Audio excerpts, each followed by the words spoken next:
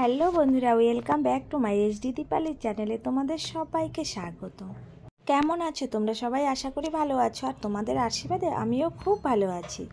আবারও ছোট্ট একটি ব্লগ নিয়ে চলে এসেছি তোমাদের সাথে শেয়ার করতে। তো চলো বন্ধুরা, আজকে যাব আমরা দার্জিলিং।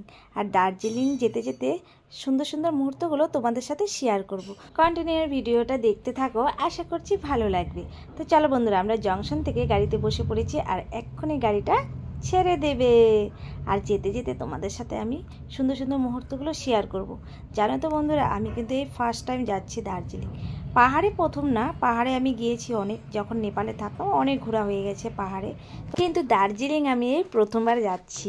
আমার তো ভীষণ ভীষণ মজা লাগছে। তোমাদের কেমন লাগছে বন্ধুরা দার্জিলিং ঘুরে? একটু কমেন্ট করে কিন্তু জানিয়ে যাবে। তো দেখো, তোমাদের সাথে গল্প করতে করতে কিন্তু আমরা দার্জিলিং পাহাড়ে উঠে গিয়েছি। আর এই জায়গাটা কিন্তু আমার ভীষণ ভালো লাগছে, অনেক সুন্দর লাগছে অনেকটা দেখতে। আর এখন ঠান্ডার দিন না, ঠান্ডার দিনে যারা যারা দার্জিলিং আসবে বলে ভাবছো, তোমরা কিন্তু গরমের দিনে এসো। ঠান্ডার দিনে এতটা ঠান্ডা থাকে না, ভিডিও করা যায় না, কোথাও ঘোরা যায়, প্রচণ্ড ঠান্ডা, কি বলবো। তো দেখো, অনেকটাই উপরে চলে এসেছি আমরা, কিন্তু দার্জিলিং পৌঁছাতে এখন অনেকটা টাইম লেগে যাবে। তো চলো বন্ধুরা, যেতে যেতে যেটুকু পারি তোমাদের সাথে সুন্দর সুন্দর মুহূর্তগুলো শেয়ার করি। এই জায়গাটা দেখো ভীষণ সুন্দর লাগছে, আমার কাছে তো খুব ভালো লাগছে। তোমাদের কাছে কেমন লাগবে? আর এই সুন্দর সুন্দর জায়গাগুলো একা দেখতে যতটা না ভালো লাগে, তোমাদের সাথে শেয়ার করে দেখতে আমার কিন্তু খুব ভালো লাগে। তো তাই জন্য তোমাদের সাথে সব কিছু শেয়ার করি। আমি যেখানেই ঘুরতে যাই তোমাদেরকেও সাথে করে নিয়ে যাই। আজকেও তো নিয়ে চলে এসেছি তোমাদেরকে দার্জিলিং। তো চলো, যেতে যেতে দেখা যাক সুন্দর সুন্দর জায়গাগুলো। দেখো বন্ধুরা, যতই এগিয়ে যাচ্ছি ততই কুয়াশায় কুয়াশায় একদম ঢেকে যাচ্ছে। এখন কিন্তু বাজে সকাল 11:30, তারপরও এতটা অন্ধকার। তো অন্ধকার কাটিয়ে একটু আলোর দিশে এই জায়গাটা দেখো একদম মানে পরিষ্কার, একটু একটু রৌদ্র উঠেছে। দার্জিলিংয়ের এই ট্রেনগুলো কিন্তু আমার সব থেকে বেশি ভালো লাগে, এতটা সুন্দর লাগছিল কি বলবো। যখন ট্রেনগুলো চলতেছিল আমি তোমাদেরকে দেখাতে পারিনি, কারণ ফোনটা হাতে ছিল না, ভিডিও করতে পারিনি। তো সেই কারণে স্টেশনে ট্রেনটাই শুধু থেমেছিল, ওখান থেকে একটু ভিডিও করে তোমাদেরকে দেখালাম।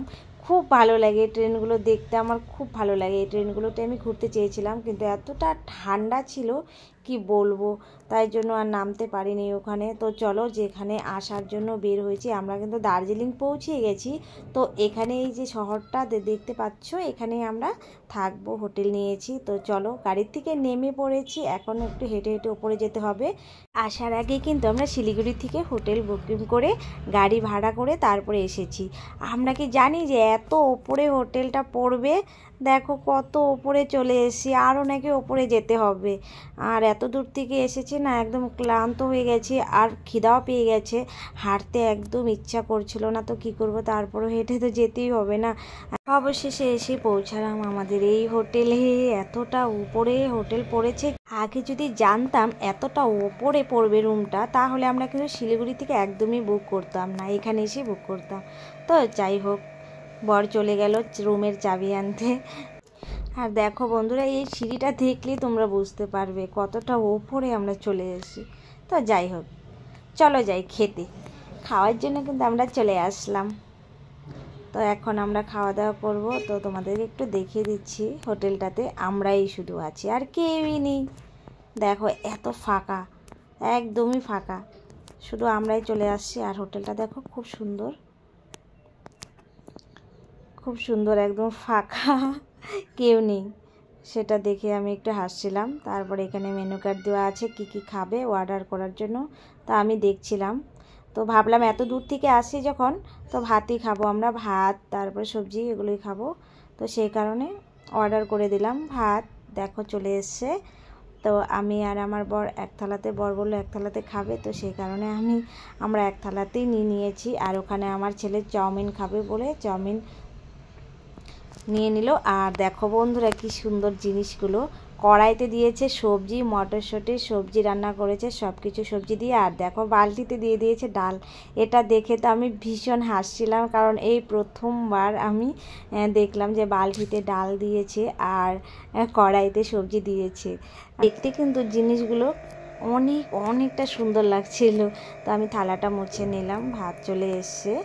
তারপরে দেখো সবজি নিয়ে নিয়েছি, সবজিটা কত সুন্দর বানিয়েছে। সবজিটা দেখতে যেমন সুন্দর, খেতেও কিন্তু অনেকটা টেস্টি ছিল। আর ডালটা সেটা তো বলার মতো কোনো কথাই না, এতটা ফ্রেশ ডাল ছিল, খেতে ভীষণ ভীষণ সুন্দর ছিল।